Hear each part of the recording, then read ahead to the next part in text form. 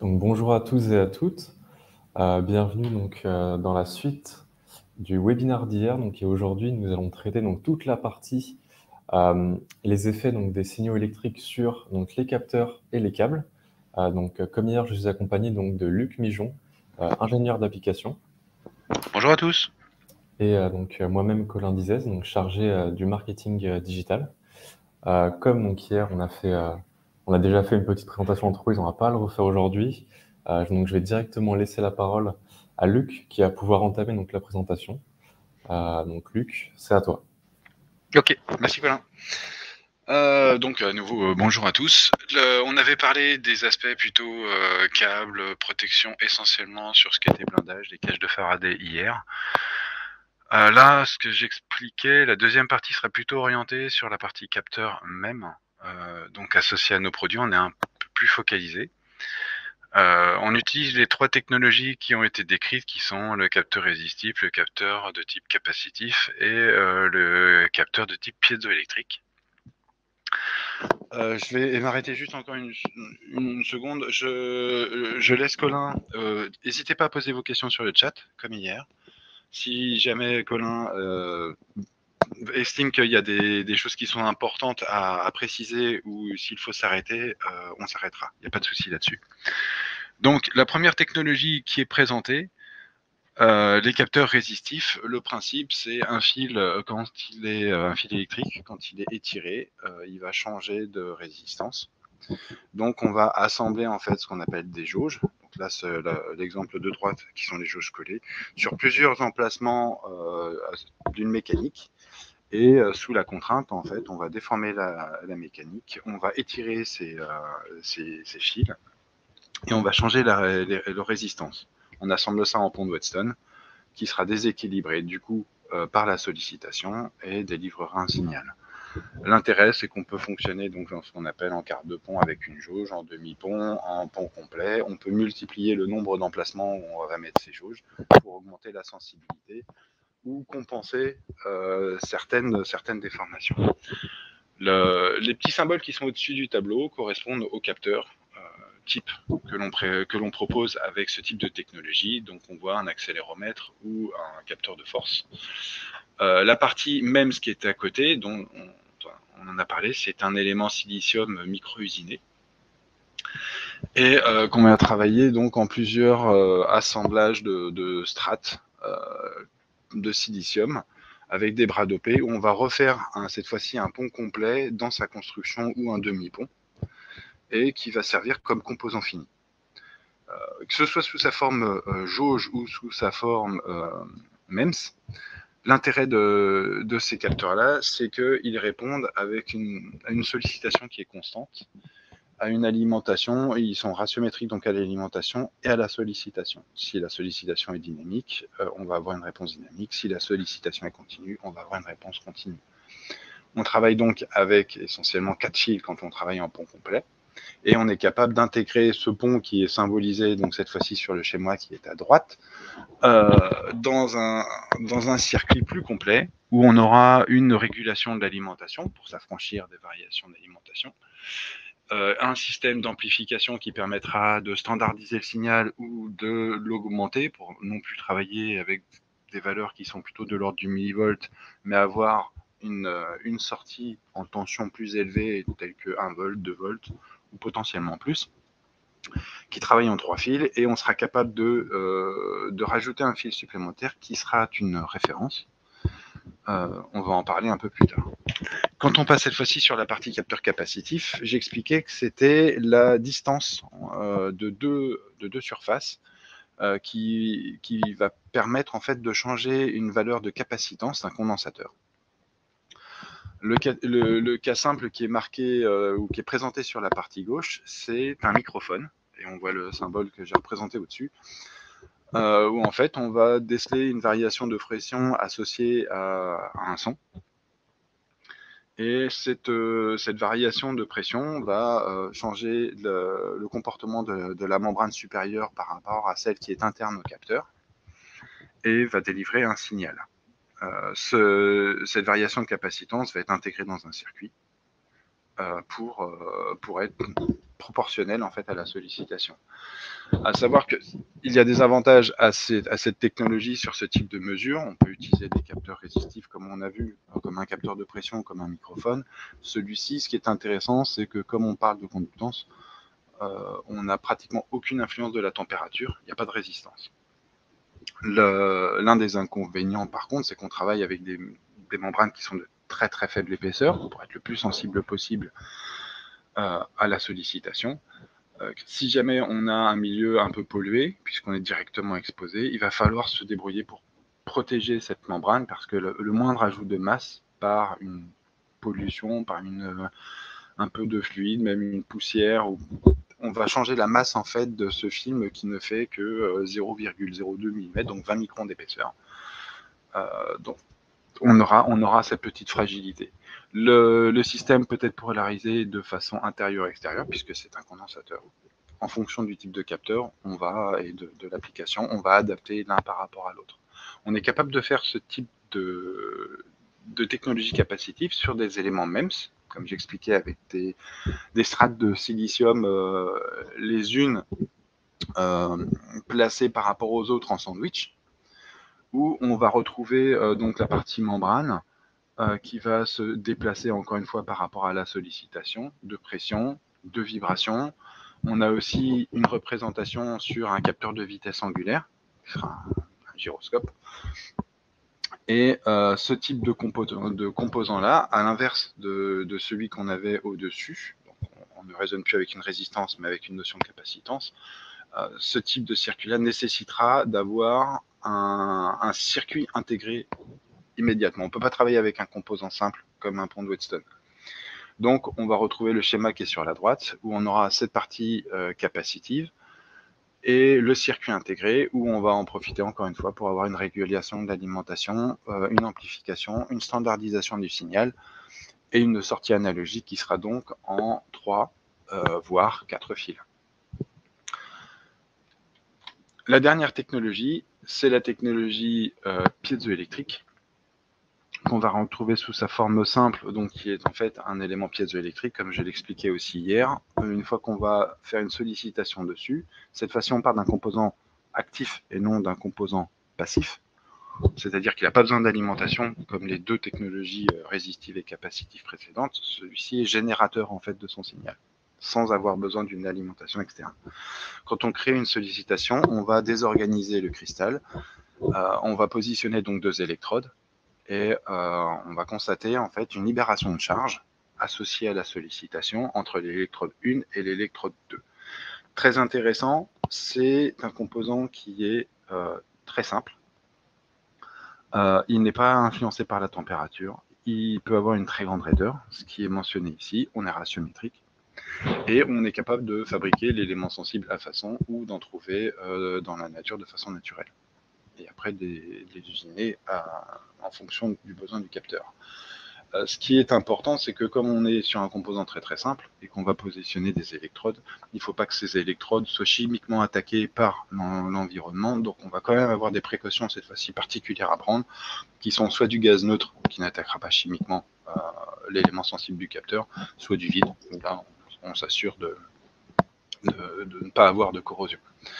Cet élément, on va le retrouver donc dans différents types de capteurs qui sont, comme mentionné encore une fois sur les schémas au-dessus, de la vibration, de la force. Le troisième symbole, c'est la pression, donc c'est un cylindre en fait avec un piston.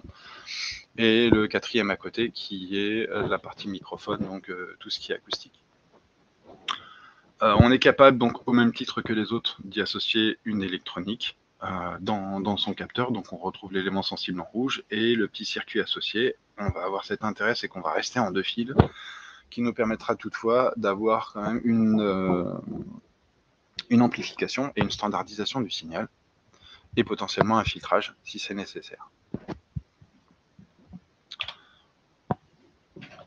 Colin, j'ai fini sur les 3 présentations des technologies que je voulais assez rapides, et je ne sais pas s'il y a eu des questions par rapport... Non, il n'y a toujours pas de questions. Maintenant, on va partir donc sur la partie, encore une fois, électrique, sur les incidences qu'on a en fonction des différentes technologies.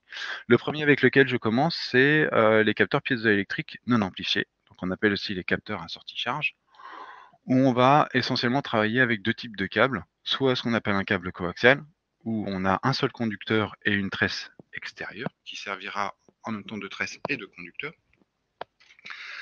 et les capteurs où on va parler de sortie différentielle, où cette fois-ci on va avoir deux conducteurs qui seront centraux, et une tresse qui va servir uniquement de protection autour des deux conducteurs. Si vous vous souvenez, pour tous ceux qui étaient présents hier, l'intérêt de la tresse autour, c'est d'avoir une protection de type cage de Faraday pour éviter que les perturbations extérieures viennent induire un courant et potentiellement venir s'ajouter au signal transmis par le capteur, simplement par une influence de l'environnement extérieur. La tresse va permettre de soit les supprimer, soit les réduire le plus fortement possible. Quand on travaille avec un capteur coaxial, l'une des principales raisons de cette conception, c'est sa facilité d'utilisation, son coût associé aussi, et sa facilité de raccordement.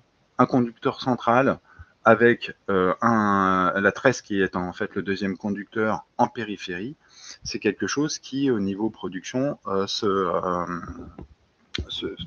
se fabrique par extrusion et par assemblage de façon simple. Donc, ce ne sera pas très coûteux, ce sera très fiable. On peut avoir un vissage relativement simple d'un connecteur à l'autre, puisqu'on va avoir juste un conducteur central, on n'aura pas de nécessité de détrompage, et on va avoir donc le deuxième conducteur qui passera par le filetage du connecteur. Ce sera quelque chose qui sera relativement propre au niveau transmission et relativement simple, sans compter qu'on ajoute le troisième avantage qui est vraiment important, c'est la dimension qu'on va pouvoir obtenir avec ce type d'assemblage. C'est-à-dire qu'on travaille toujours avec des capteurs qui seront le plus petit possible et le moins intrusif en fait dans l'emplacement où on va vouloir le faire mesurer, ce qui augmentera sa finesse généralement. Donc il influencera le moins possible l'environnement où il sera supposé prendre des mesures. Et ça, c'est très important pour un accéléromètre. Forcément, vous diminuez la taille, le poids, il sera beaucoup plus fiable qu'un accéléromètre qui sera relativement lourd. Par contre, ce qui se passe, c'est qu'on a une influence de l'extérieur qui sera différente entre la tresse et le conducteur central. Quand on travaille en différentiel, la tresse ne faisant office que de protection, les deux fils conducteurs résultants, enfin, qui sont à l'intérieur, eux vont recevoir, qui sont le plus et le moins, la même interaction s'il reste une perturbation extérieure, ils recevront également cette perturbation. Donc on est capable de changer le circuit de conditionnement derrière, tel que vous le voyez sur le schéma en bas à droite. C'est qu'on va, on va comparer les deux signaux, et le bruit qui s'est appliqué sur l'un sera appliqué également sur l'autre. Donc en les opposant, on va les compenser, fortement les atténuer, quitte à les éliminer intégralement. On ne va plus retrouver que la composante qui sera associée à la déformation de l'élément sensible. Donc le signal qui sera derrière, associé à cette sortie différentielle, sera beaucoup plus propre et moins perturbé. On se sera affranchi de ces perturbations. Quand on parle cette fois-ci, alors Colin, je vais m'arrêter à chaque fois que je change de page, 2 secondes. Oui, tu viens d'avoir une question de Christian. D'accord. Alors, quelle est la question? Alors, je regarde le chat. Envoyez le lien à un monsieur qui ne l'a pas. Oui, je lui ai envoyé. Oh ben, parfait. Donc, en synthèse, dans le milieu industriel, il faut privilégier la version différentielle de conducteur. Tout à fait. On parlait du... Pardon. On parlait du milieu industriel. Le milieu industriel, on va considérer qu'on va pouvoir passer à côté de câbles de puissance. On va pouvoir passer à côté de machines tournantes. Généralement, machine tournante signifie une sollicitation de type sinusoïdal, pas forcément constante, qui peut être variable. On va avoir des champs magnétiques associés à des vannes électriquement ou des commandes électriques. Et là, toute cette perturbation, si on travaille avec un capteur de type coaxial, on on va avoir la tresse qui va ressentir en fait ces perturbations, et le conducteur qui est à l'intérieur, ça va très bien dans ce qu'on va expliquer maintenant, et le conducteur qui est à l'intérieur, lui, ne va pas avoir de sensibilité. Donc on va quand même avoir une différence entre les deux conducteurs. Et ça, c'est quelque chose dont il faudra s'affranchir après par traitement, alors que si on travaille avec un système différentiel, on a de très grandes chances à ce que toutes les perturbations soient prises déjà par la tresse, mais qu'en plus, l'incidence entre les deux conducteurs puisse être soustrayable.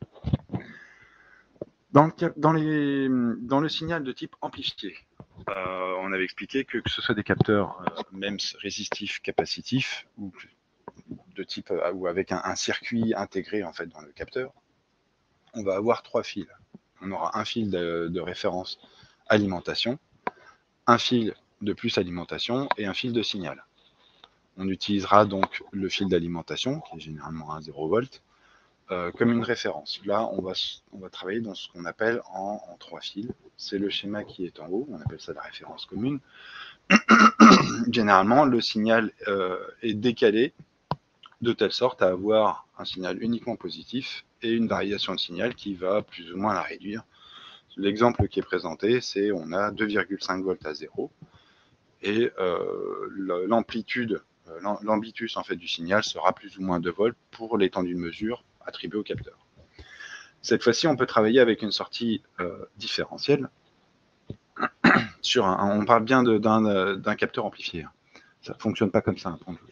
Mais sur un système amplifié, on va rajouter cette fois-ci un 4e fil qui sera à une polarité figée et stable, qui sera par exemple, dans le cas de l'exemple à droite, on va la mettre à 2,5 volts. Et cette fois-ci, si on utilise ce 4e fil en tant que référence, on va retrouver une différence de potentiel de 0 volts entre le plus signal et le moins signal. On aura toujours cette différence de 2,5 volts entre le plus signal et le moins alimentation. Par contre, entre cette fois-ci le vert et le blanc, le plus signal et le moins signal, comme ils sont tous les deux d'origine à 2,5 volts, on aura 0. Et on retrouvera encore cette dynamique de plus ou moins 2 volts. Ça va donner plein d'éléments. Je les ai listés dans le tableau, mais je vais parler surtout au niveau des perturbations et de l'importance. C'est qu'on se retrouve exactement dans la configuration du système différentiel pour les capteurs charge. Si on travaille en 3 fils, ce sera un petit peu différent, mais c'est le même principe. Si on travaille en 3 fils, le 0 volt alimentation, il sera au niveau du système de conditionnement. Donc on va avoir, admettons, 0,10 volts ou 0,24 volts au niveau de l'acquisition. Le 0 va rester au niveau du système d'acquisition. Donc quand on va avoir le capteur et le retour de l'information, les perturbations vont s'appliquer uniquement sur le fil de plus signal. Donc toutes les perturbations qui pourraient arriver sur le fil de mesure vont être comparées avec un 0 volt qui, lui, n'a pas subi ces perturbations. Donc le signal va tout impliquer. Cette fois-ci, si vous travaillez avec un capteur qui fonctionne en sortie différentielle, on va se retrouver avec un signal décalé qui sera le fil blanc, donc mettons 2,5 volts dans notre exemple. Quand il va lui aussi revenir vers le système d'acquisition, il subira exactement les mêmes perturbations que le signal de mesure. Donc, s'il y a des perturbations, une fois, la tresse, puisqu'on travaille toujours, ou on essaye de travailler le plus souvent possible avec un système qui est protégé par un blindage, les deux fils résultants de mesure vont subir exactement les mêmes perturbations et on va se retrouver dans le même cas de configuration que celui qui était présenté là en bas à droite. Si on les oppose, tous les bruits qui seront résiduels sur les deux fils de mesure vont pouvoir s'opposer et être compensés. J'espère que c'est clair sur cette explication. Est-ce qu'il y a des questions? Je peux détailler un peu plus, il y a d'autres choses qui sont mentionnées dans le tableau, mais je voulais plutôt mettre le point sur ce sujet-là. On parle bien sûr là sur ce webinaire des perturbations. Si je change cette fois-ci de sujet. Colin, je ne sais pas s'il y a des questions qui sont apparues. Non, non, toujours pas. Ok, très bien. S'il n'y a pas de questions, ça peut être un bon signe, tout comme un mauvais signe, hein, donc n'hésitez pas à en poser. Là, je vais parler d'un autre sujet qui est associé encore une fois au câblage et de l'impact qu'on va avoir sur le signal de mesure. Je parlais des perturbations et du blindage, c'est un des points qui est phare. On parlait hier, il y avait une question du 50 Hz. Si on a un bon blindage et une bonne prise à la terre entre le blindage et isolé du zéro et des systèmes de mesure, donc du zéro par rapport à l'alimentation ou par rapport à la mesure, on va s'affranchir du 50 Hz. Il n'y aura pratiquement plus d'effet. Si jamais ces deux valeurs, ou si on raccorde le 0 volt à la tresse, on peut justement recevoir ce type d'incidence, puisqu'en fait on ramène le bruit sur la référence. Là, j'ai parlé de long câble. Le câble lui-même, c'est une bobine. C'est-à-dire qu'il est lui-même, il a des composantes de résistance, d'inductance et de capacitance. On va provoquer donc un circuit de type RLC en ayant du câble. Vous comprenez bien que plus il est long, plus alors les résistances vont s'additionner, les capacitances vont aussi avoir une incidence en étant d'un système en parallèle. On va provoquer donc un filtre passe-bas qui aura donc sa fréquence de coupure calculée comme n'importe quel type de filtre. Plus on augmente le câble, plus on va augmenter la valeur de résistance, plus on va avoir ce phénomène et on va réduire les capacités dynamiques de l'ensemble réalisé. Il y a beaucoup plus de détails dans des documents techniques que PCB a réalisé. J'ai noté les références sur les schémas, donc vous pourrez les retrouver aussi sur les sites internet. Mais ça a son incidence sur la partie réponse en fréquence si on utilise des câbles longs. Donc on va s'intéresser à avoir des câbles courts. Si vous regardez le deuxième schéma en dessous, on va avoir aussi ces interactions qui sont représentées entre les différents conducteurs. Hier, je montrais une vidéo en montrant simplement le fait d'avoir un environnement humide, on pouvait changer les propriétés d'isolement des conducteurs par rapport à la tresse. On aura aussi cette variation de comportement entre un conducteur par rapport à un autre. Alors, Luc, tu as une petite question de Nicolas. Ah. Vas-y. Ah, bah, bonjour du coup, si vous avez enfin réussi à vous connecter. Non, c'était pas ça la question. Les câbles PCB pour ICP mono-axe sont à 3 fils par défaut? Non. Alors, si on est en mono, on n'a pas besoin de 3 fils.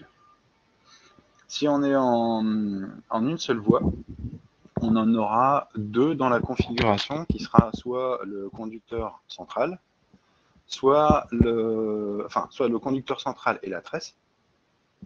Donc c'est le principe du câble coaxial, un conducteur, une tresse, deux fils de mesure, soit ces 2 conducteurs isolés qui seront au centre et entourés de la tresse. Et là, on parlera du différentiel, c'est 2 conducteurs.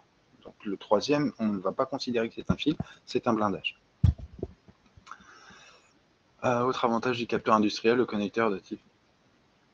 exactement.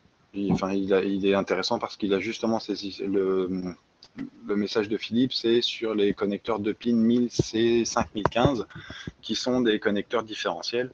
Eux, ils sont beaucoup plus gros. Hein. C'est vraiment pour des environnements industriels et relativement compliqués. On va avoir 2 conducteurs qui auront un fort isolement entre eux. On les a séparés suffisamment pour qu'ils aient une très faible interférence. Et pareil, on a un blindage qui va être sur la périphérie, elle est aussi fortement écartée des conducteurs, de telle sorte à pouvoir dissocier les incidences de l'environnement, essentiellement CEM, et tout ce qui est courant induit et proximité de câbles haute puissance. On va distinguer ce blindage qui sera fortement isolé des 2 conducteurs signaux, pour éviter de perturber les signaux. Donc, par contre, Je vais revenir sur ma diapo, sauf si jamais j'ai d'autres messages qui se rajoutent. Colin, n'hésite pas. J'en étais sur le fait qu'un fil se comporte comme une bobine. C'est-à-dire que si on lui met un champ magnétique, il est circulaire, il est long, il va induire un courant si jamais il est soumis à un champ magnétique. Forcément, on va travailler avec des fils de plus petit diamètre possible, de telle sorte à réduire cette influence. Mais elle est là. Donc, plus le câble sera long, plus on risquera d'induire un courant. Et encore une fois, ce courant, c'est uniquement une résultante de l'environnement. Elle ne peut venir que rapporter des erreurs sur la mesure. Donc, il n'est pas utile d'avoir des câbles trop longs parce qu'on augmente ce risque. Pire encore, c'est le schéma cette fois-ci qui est en bas à droite. Si jamais il y a des bobines de câbles, parce qu'il se trouve que j'ai un câble de 6 mètres, mais mon essai il est à 2. Donc, je vais tirer mes 2 mètres de câble, je vais les embobiner, je vais les mettre à côté. Ils sont bien rangés. Il n'y a pas pire que cette mise en place, parce qu'on recrée une nouvelle bobine avec le câble. Donc on augmente la capacité du câble à induire un courant en fonction de l'environnement extérieur. Il est presque préférable, et je le conseille toujours, si jamais on n'a pas le choix d'avoir un câble trop long, on le stocke quelque part en vrac. Parce que dès qu'on commence à mettre de l'ordre, électriquement parlant, on crée un système qui va être capable de capter mieux les perturbations extérieures. Donc ça ne vous aide pas du tout. C'est joli, c'est bien rangé, mais ça va vous poser problème. La meilleure des configurations, c'est toujours la même. Le câble droit, parce que dans ce cas-là, on n'a pratiquement aucune boucle. Et en plus, comme il est droit, il ne va pratiquement pas gérer de perturbations. Générer, pardon. Par contre, on limite quand même le nombre de prolongateurs si possible. On parle après de la longueur, de la flexibilité des câbles un petit peu plus tard. Alors, en phase et déphasage, c'est aussi un paramètre qui est très important dans la mesure, dans la mesure physique. Tout type de capteur confondu, on voit bien la partie en haut à droite, c'est un véhicule où on va faire une analyse modale de... là, on a la partie avant et la partie latérale de la voiture avec tout un tas d'accéléromètres. La phase, c'est entre une sollicitation et une réponse, l'écart qu'il y a entre les deux types de signaux, celui qui va solliciter et celui qui va mesurer. Quand on voit la notion de vibration et de phase, c'est celle qui est la plus explicite. C'est on va générer un signal sinusoïdal. Dans le cas, cette fois-ci, je parle des deux schémas d'ondes qu'on voit en bas à droite. On a un signal qui est bien en phase entre le bleu et le orange. Et on a un déphasage sur le schéma du dessous. C'est compté comme un retard. C'est le même signal, sauf qu'on va avoir une différence entre la sollicitation et, dans le cas des capteurs, la réponse du capteur qui le mesurera. Quand cette fois-ci, je reviens sur la partie au-dessus avec le schéma sur la voiture, j'ai mentionné sur ce schéma plusieurs points. C'est-à-dire qu'on va chercher à mesurer le comportement des différentes parties du véhicule par rapport à une sollicitation unique. On imagine très bien le véhicule monté sur un pot ou un système vibrant. Et on va aller mesurer comment ça se passe au niveau du capot avant, au niveau du coffre arrière, au niveau du siège passager, au niveau des roues, que ce soit de la roue avant, de la roue arrière, au niveau, par exemple, même du rétroviseur et de sa tenue. La phase va être très importante parce qu'il va falloir qu'on soit capable que, dans le temps, on puisse dire, alors c'est valable pour un capteur et c'est valable pour plein de capteurs, on puisse dire à l'instant T, ça va avoir tel effet à tel endroit. Donc ces phases-là, on peut avoir des capteurs qui n'ont pas la même phase, mais il est important de pouvoir la corriger ou de la connaître pour justement par traitement remettre justement tout au même moment. On va chercher à connaître les phases des capteurs du coup pour être sûr que quand on a un écart entre la sollicitation et la mesure, on puisse dire ça, c'est la pièce que j'ai testée. Et ça, c'est le comportement du capteur. Quand on voit cette fois-ci la courbe qui est associé à une étude qui a été faite entre deux capteurs sur un phénomène dynamique. Là, c'est la partie à droite. On ne parle plus d'excitation sinusoïdale, mais de réponse à un choc. On pourra aussi avoir ce phénomène de phase. Là, on voit bien qu'en fait, on a eu la sollicitation en rouge, qui est le capteur associé à ce qui va le générer, et le deuxième capteur, qui est exactement de la même façon, va recevoir l'essai, mais va avoir un comportement différent. Alors, en fait, dans cette courbe-là, on voit deux choses. On voit un écart de pic dans le temps, ce qui montre la phase.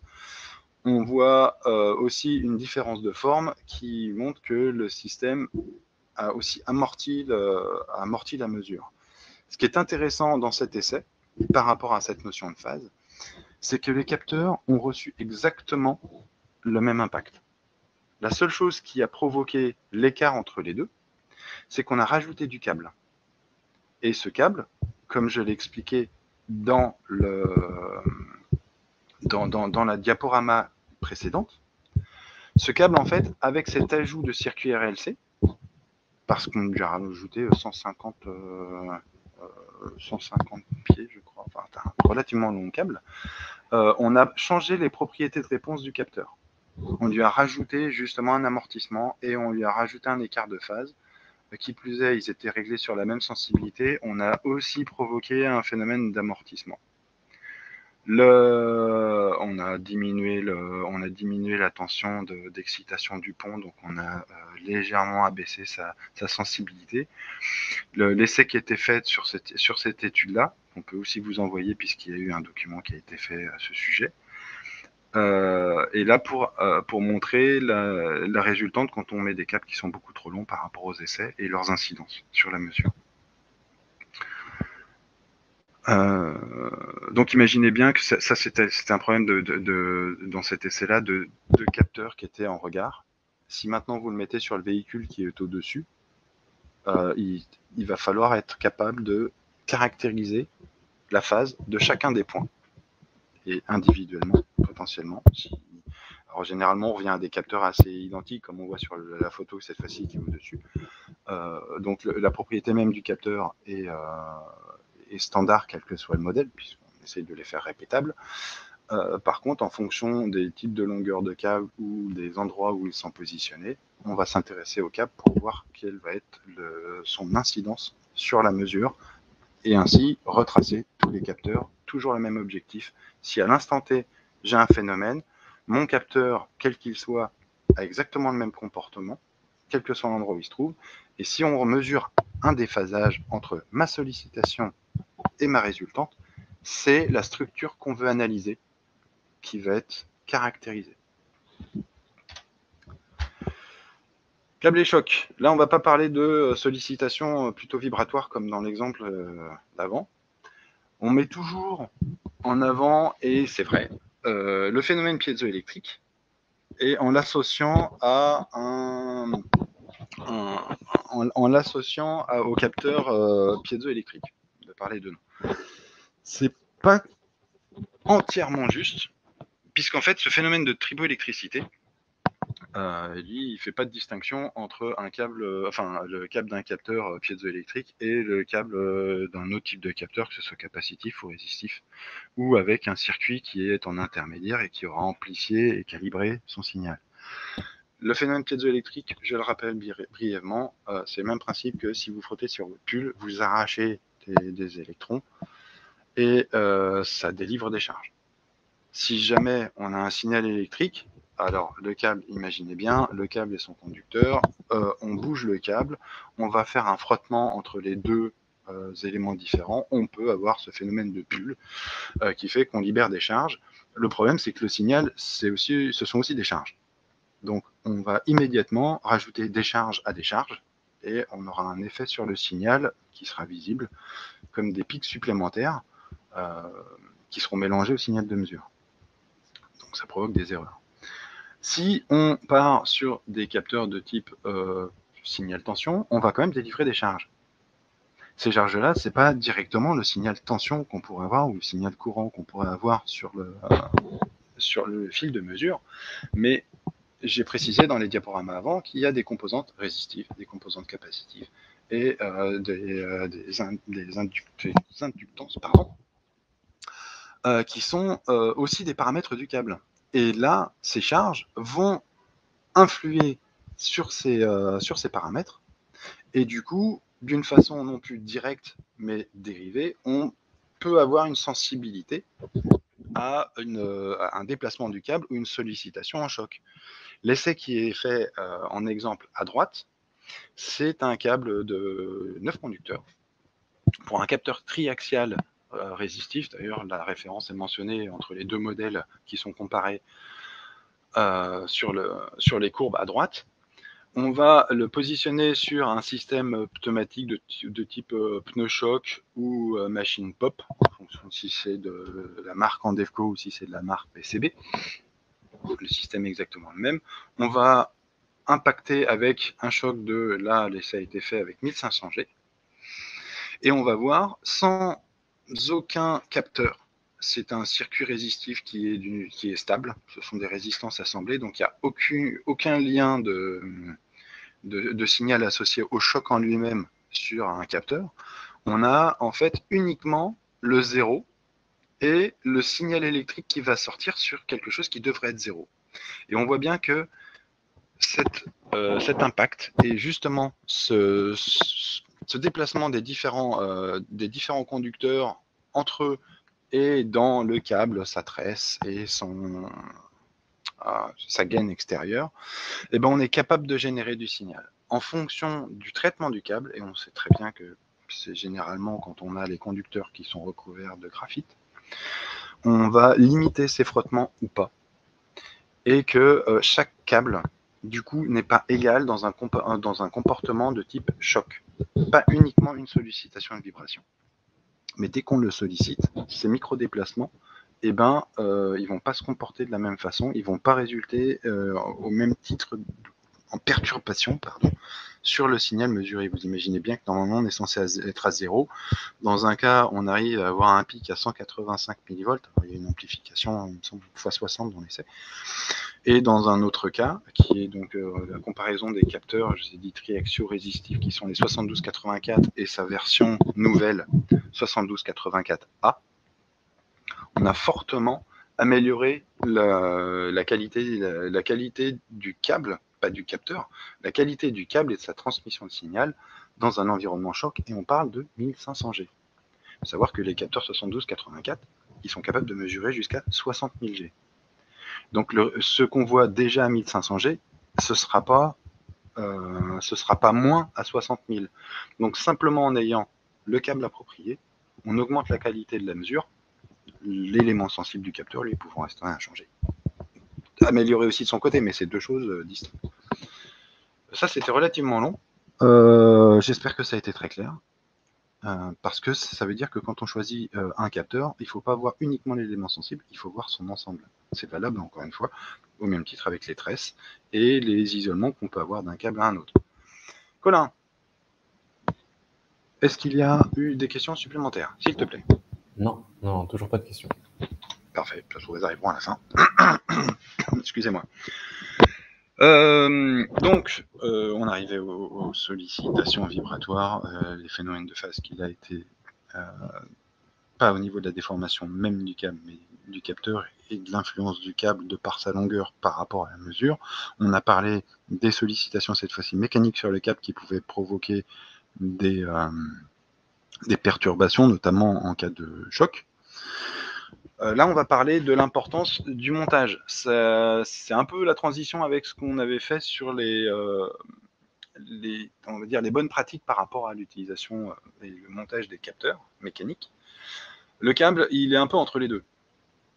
Il y a plusieurs exemples de photos, exprès pour que vous puissiez voir ce qui est potentiellement un problème et comment on les résout. Parce que, encore une fois, plus le câble, ce qu'on disait ailleurs, plus le câble est sollicité, plus il y a de chances qu'il vienne venir comme une erreur supplémentaire sur le signal de mesure. Le rôle du capteur, je le répète tout le temps, c'est de prendre tout et de retransmettre tout ce qu'il subit. Et c'est la définition même du capteur. le rôle de l'instrumentiste ou de la personne qui va faire la mesure ou l'analyse, elle va être de réduire toutes les, par le choix du capteur et par son montage, de réduire tout ce qui va être une influence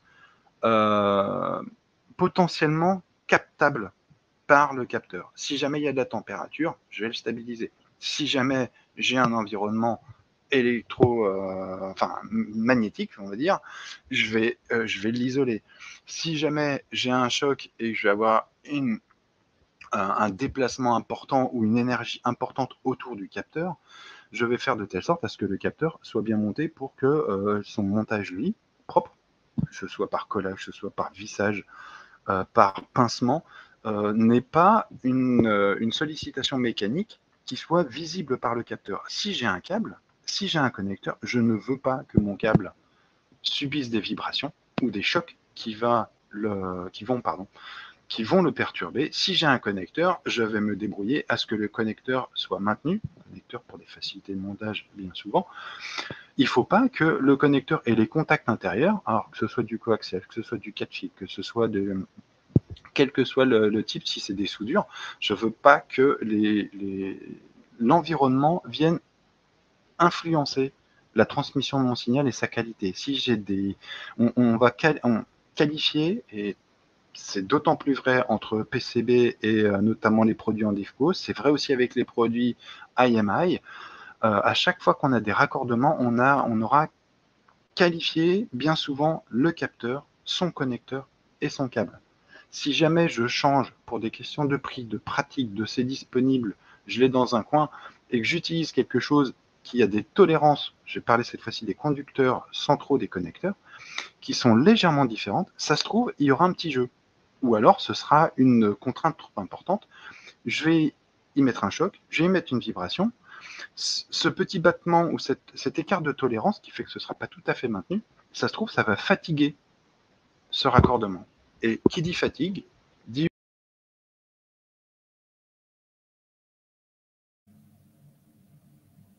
Alors, donc, Luc a des petits problèmes de connexion, il faut savoir. Je crois que Livestorm ne l'aime pas vraiment. En tout cas, alors je voulais aussi vous poser une question parce que pendant qu'on y est, vu que Luc est assez déconnecté souvent de Livestorm, est-ce que vous aussi, vous avez des problèmes de connexion? Est-ce que parfois Livestorm vous déconnecte, puis vous êtes reconnecté, ou alors il n'y a aucun problème et c'est que Luc? Luc, tu es de retour? Oui, je suis de retour. Il n'est pas tout le temps intéressant d'être un privilégié si je suis le seul à avoir des soucis. Ouais, apparemment, Et, il y a certains problèmes. et c'est ballot que ce soit moi. Mais bon, on fait avec. Je vois qu'il y a des retours, pas de problème, bah c'est déjà ça.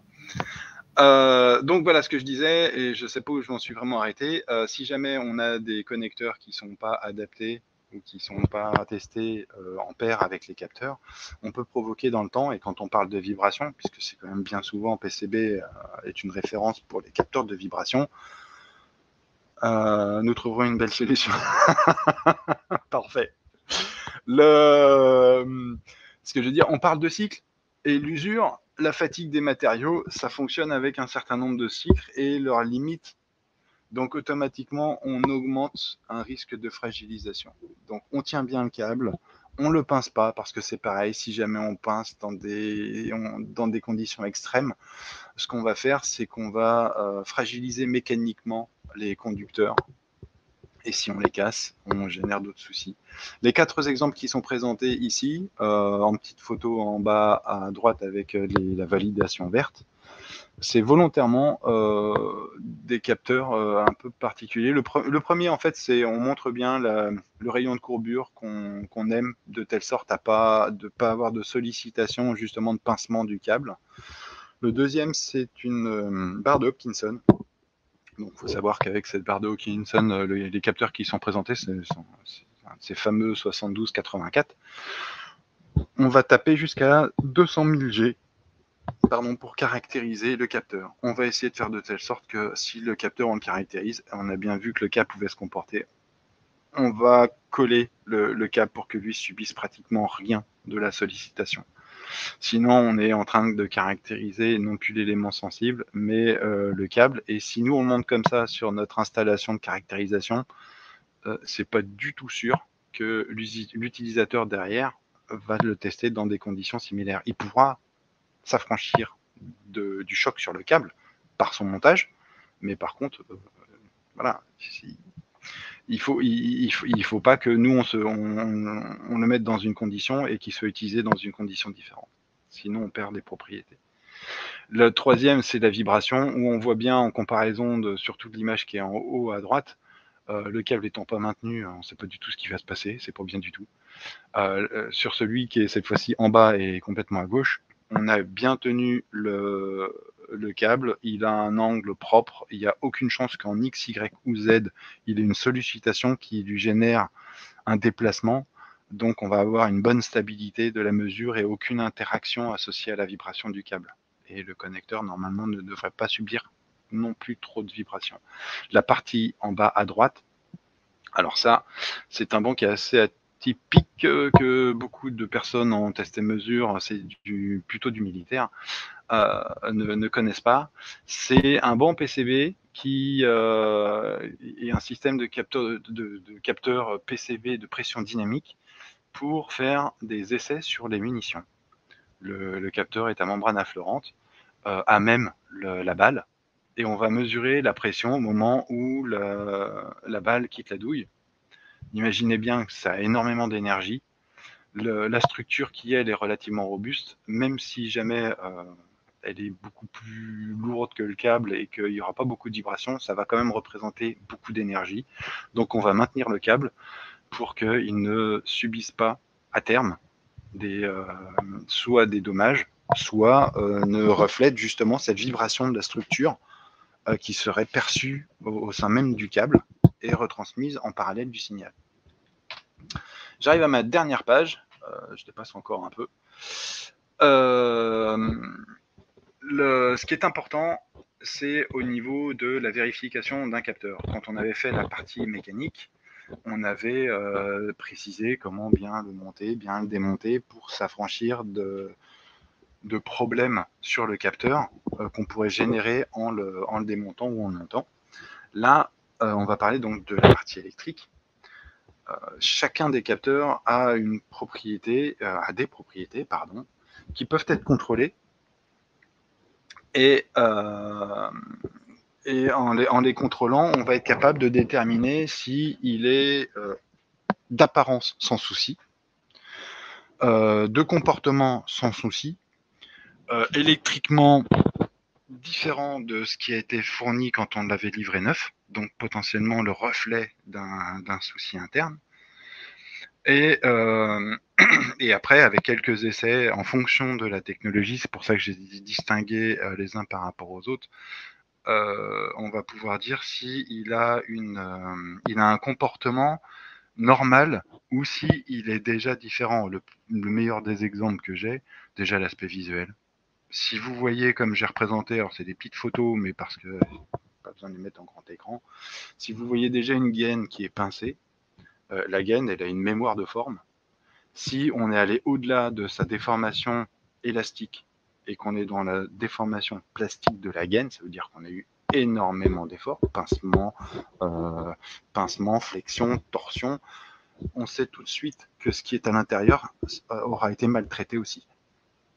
Donc il peut y avoir une incidence. Bien souvent, ce reflet de cette incidence-là, c'est typiquement des micro-fissures. Les micro-fissures, si vous mettez ça en vibration, c'est une catastrophe. Si vous alimentez, potentiellement, vous pouvez provoquer les pannes intermittentes dont je parlais hier. Après, c'est pareil. Le deuxième exemple, il est simple. J'ai pris un capteur où les conducteurs, le connecteur a dû prendre un coup. Volontaire, involontairement, je pense que c'est plutôt involontaire, mais ça a déformé les picots.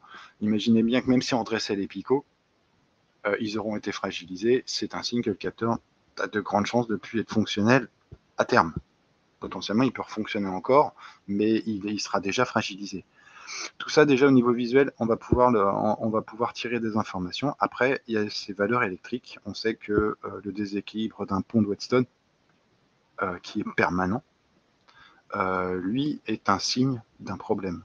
On sait que si jamais on a un défaut d'isolement qui peut être contrôlé, on va automatiquement peut-être avoir un capteur qui fonctionne, mais par contre avoir une incidence entre l'environnement extérieur et ce dont je parlais au début, le signal de mesure. Défaut d'isolement, on en revient exactement au début de la présentation. On peut avoir des problèmes qui seront retransmis sur l'alimentation du capteur, et là, si l'alimentation n'est pas bonne, il y a quand même peu de chances pour que le signal de sortie soit bon. Et si jamais c'est par rapport au signal, on va venir ramener du bruit ou des erreurs ou avoir une fuite de courant sur le signal et diminuer du coup son ratio ou sa pente. Donc on va avoir une erreur de mesure de pente qui seront visibles aussi. Donc tout ça, ce sont des choses qui peuvent se contrôler avec des appareils électriques. Quand on va parler de capteurs de type piézoélectrique, on a des valeurs de résistance qui sont données. Quand ils sont avec une électronique intégrée, donc les ICP ou les IEPE, en termes génériques, on va savoir qu'on doit avoir une résistance de sortie qui est très faible. Si on a une variation, c'est qu'il s'est passé quelque chose dans le circuit interne du capteur piézoélectrique ICP. Donc voilà, tous ces petits éléments-là, ce sont des choses que vous pouvez contrôler déjà sur table. Et en ayant ces contrôles sur table, s'il y a quelque chose qui vous alerte, vous appelez. Et on est déjà capable de savoir s'il y a des choses à faire, si on peut encore faire quelque chose, ou si c'est normal, ou ce qui pourrait potentiellement.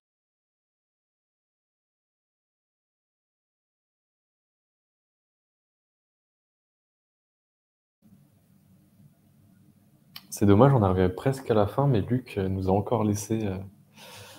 Bon, il va se reconnecter dans quelques minutes, voire quelques secondes. Si vous avez des questions, en tout cas, on arrive bientôt à la fin de cette présentation. Si vous avez des questions, n'hésitez pas à les. Ok, donc je vois déjà une question de Christian. Oui, je suis Puis le retour. En fait, je suis de plus en plus rapide à revenir. Je me suis fait des raccourcis partout. C'est dommage, Donc, presque à la fin du webinaire. Ah, c'est comme les coureurs de fond. Ils commencent à fatiguer à 1 kilomètre de la fin, c'est dommage. Une question de Christian. Oui. Alors, je vais juste finir sur ma phrase. Test d'isolement très important. La ligne de rappel en dessous est très importante aussi. Jamais alimenté. Si jamais vous avez un doute, la première des choses que je suggérerais de faire, je ne l'ai pas marqué, mais c'est avec un anomètre. Vous mesurez entre les différents fils comment sont les résistances. Vous savez que ce type de test-là, il n'est pas forcément concluant, il ne va pas forcément apporter d'aide, mais par contre, jamais ce sera lui qui viendra endommager le capteur. Alors, ce que j'expliquais, la tension de 1 volt, aucun capteur n'est endommagé, quasiment aucun capteur n'est endommagé par ça. Alors, je vais lire le chat. On peut utiliser l'accéléro 420 type 645 B0, 0,5 G, l'accéléro 100 mV par G, type, etc. Je vais pas dire toutes les références. Le prix est sensiblement le même. Que faut-il privilégier dans le milieu industriel? Alors, merci, je vois une réponse déjà. Il est vivement recommandé de rester chez le même fabricant pour le capteur et son câble associé. Tout à fait. Merci Philippe. C'est ce que j'essayais d'expliquer tout à l'heure. On les a optimisés autant électriquement que de façon mécanique. Alors, bien souvent, on va dire que le capteur 420 va être l'idéal dans le milieu industriel, notamment par rapport à la longueur de câble. En fait, il peut être impacté tout comme l'autre, sauf qu'on n'a pas ce phénomène de fuite. C'est-à-dire que si vous, dans un cas, si vous l'alimentez, je dirais, en tension, et si vous avez un signal de type boucle de courant, vous n'allez pas avoir de perturbation de type tension puisque vous ne mesurez que du courant en système de fil. Par contre, on risque quand même d'avoir une perte, c'est-à-dire que si vous voulez avoir un vrai 420, il se trouve que si votre câble est trop long, on va consommer non plus 4, mais on va déjà être à 7 ou 8. Et donc, du coup, on va perdre une partie basse de la mesure. On va avoir besoin de suralimenter le capteur de telle sorte à avoir un signal encore exploitable, on n'aura plus la dynamique de 12 mA. Dans le cas du capteur ICP, on va travailler avec une impédance la plus faible possible pour avoir un retour qui soit le moins, enfin qui n'aura pas de perte de perte en ligne. J'en ai pas parlé. Et du coup, sera le plus vrai. C'est-à-dire que si au niveau du capteur, on a du 5 volts, globalement, comme on a une très faible impédance de sortie, on va avoir en fait à peu près 5 volts au niveau du système d'acquisition. On n'aura pas cette perte-là. Donc j'aime beaucoup le type ICP. La seule chose, c'est qu'on l'a vu, le câble lui fait du filtre. Il rajoute du filtre. Donc si vous êtes très très loin, on aura une incidence qui sera quand même, moi je dirais, la même, quelle que soit la techno. J'arrive pas à me décider qui est mieux là-dessus, sur votre question. Bah oui, effectivement, les réponses en fréquence sont très différentes, donc faut voir quelle fréquence vous intéresse. Le 420 qui est mis comme le système idéal pour tout ce qui est industriel, il est très peu sensible aux perturbations. Du moins, il est optimisé, il sera de fil, on ne sera pas en coaxial. Le capteur de type ICP, lui, potentiellement, il sera encore en coaxial. Il faut l'avoir en différentiel pour qu'il n'ait pas ce type d'incidence. J'essaie de dire un truc, mais j'arrive pas à le formuler comme je voudrais. Donc, je suis désolé. Les questions auxquelles j'ai pas réfléchi au préalable, automatiquement, je suis en train de réfléchir en même temps que je vous parle.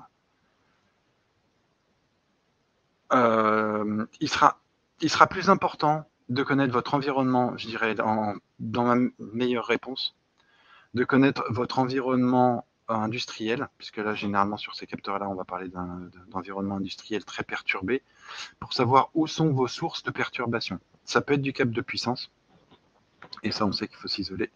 Ça peut être des masses qui sont, j'en parlais, qui sont à des forts potentiels, donc on va chercher à avoir des raccordements à la masse au plus proche du capteur pour éviter que tout ce qui est capté sur la structure, à l'endroit où est positionné le capteur, soit dissipé à côté du capteur et ne passe pas par le câble. Si jamais c'est du rayonnement magnétique, on va chercher à faire passer le chemin de câble, même s'il a une tresse, dans un endroit qui, lui, va faire office de cage de Faraday, une supplémentaire.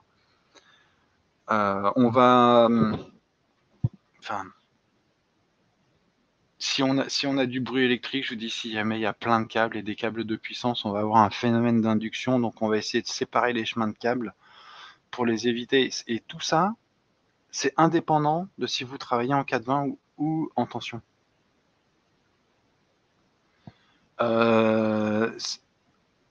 C'est vrai qu'il y a une chose aussi dont j'ai pas parlé, mais qui est mentionnée, c'est le document ici.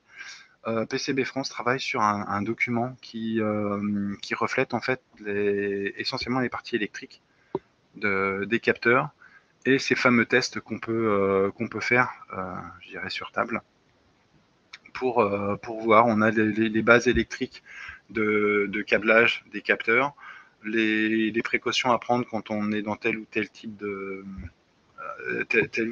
d'application, ou quand on rencontre tel ou tel type de comportement du capteur, quels sont les tests qu'on peut faire pour voir si le capteur est fonctionnel. C'est un document, je pense que Maëwen ou Colin diffuseront aussi rapidement une fois qu'il sera finalisé au niveau aspect. Application machine tournante. Alors, roulement à billes, accélérone sert à détecter les flavelles des roulements à billes. C'est l'une des applications les plus communes. D'ailleurs, la machine tournante, ça a un avantage, c'est qu'on est capable, avec la transformée de Fourier du signal de l'accéléromètre, de remonter à toutes les fréquences qui sont autour justement de ce signal, ou le spectre complet. On sait très bien qu'à telle ou telle fréquence, on va avoir une information sur le comportement mécanique de la structure. si jamais on a des interférences magnétiques cette fois-ci, si c'est un champ qui est permanent, c'est pas un problème. C'est comme une tare. On sait très bien qu'à telle fréquence, alors pas de bol si ça correspond à un roulement parce que ça, on va combiner les deux, mais bien souvent, ce sont des fréquences qui sont assez figées. Quand on fait une machine tournante, la rotation est assez continue, on va avoir des déclencheurs. Donc on sait s'affranchir de ces fréquences, et donc toutes les autres fréquences qui interviennent, au-delà de ce qu'on pourrait voir sur un roulement, sur un réducteur, sur un arbre, on va être capable de dire le problème est associé à telle fréquence, donc si j'ai un signal à cette fréquence, c'est qu'il y a tel ou tel problème. Principe de la maintenance préventive. Si jamais on a d'autres fréquences qui sont détectées, bien souvent, c'est de la perturbation. C'est-à-dire que, on parlait hier du 50 Hz, bien souvent, on travaille à 50 Hz, attention aux harmoniques, on travaille au 50 Hz. Si jamais on a un signal 50 Hz sur une machine qui tourne et qui devrait avoir un signal à 145, on va être capable de le dissocier. Tout ça, on s'en débarrasse avec un blindage correct. Il n'y a pas de secret. La cage de Faraday, si c'est la conclusion que je dois mettre à cette présentation, la cage de Faraday, c'est celle qui vous protégera de pratiquement tout ce qui est extérieur à la mesure du capteur. Que ce soit sur le corps du capteur métallique, son raccordement à une masse, que ce soit par rapport à son blindage de câble qui va verrouiller sur 360, et son isolement par rapport au conducteur et son raccordement à une autre masse, qui peut être la masse commune à un cabinet, cabinet c'est une armoire électrique ou un système d'acquisition, on va dissiper toutes ces erreurs et on va protéger les fils qui sont à l'intérieur. Le 50 Hz aussi sur la mesure, ça, pour répondre à la question d'hier, bien souvent, on l'aura plutôt à l'endroit du système de régulation et au système d'acquisition, là où on aura le mélange entre les 0 volts, la référence de mesure du signal qui sera associée potentiellement à la référence d'alimentation, et l'une ou l'autre, ou les deux, beaucoup trop proches et donc pas assez isolés de la Terre, où sera raccordée cette fameuse tension secteur et son alimentation à 50 Hz. J'ai fini. Sauf si j'ai des questions, j'espère avoir été exhaustif sur les questions, au moins le plus précis possible.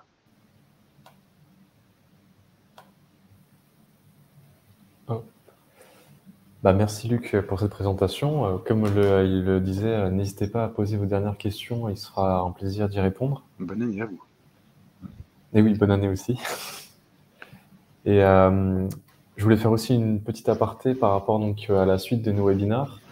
Donc pour ce trimestre, on a prévu donc un nouveau type de webinaire, à savoir donc d'interroger nos clients et de voir donc l'utilisation de nos produits donc dans leur entreprise. Donc on va en préparer plusieurs, dont un au moins donc ce trimestre. Donc si aussi donc vous êtes intéressé par ce genre de concept, n'hésitez pas à nous contacter si vous souhaitez donc participer ou vous souhaitez je sais pas, vous nous montrer donc comment vous utilisez nos câbles, capteurs, produits en général. Donc voilà, sur la boîte mail, donc info, si vous voulez, je peux vous l'écrire là tout de suite. Au webinar.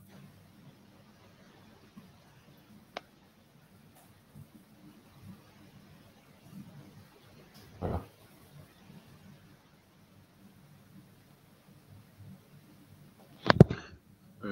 Oui, tu as présenté les objectifs de 2022. Oui, c'était les nouveaux concepts de webinar et ce qu'on allait faire. Et ok, merci en tout cas à vous pour votre participation. On vous enverra donc le support une fois qu'il sera fini, plus donc le replay qui sera disponible, donc celui d'hier et d'aujourd'hui sur YouTube. Dans tous les cas, on vous l'enverra. Et je crois qu'il n'y a plus de questions. Ok. Du coup, bonne fin de semaine à tous. Bonne journée et merci de participation. Au revoir. Au revoir.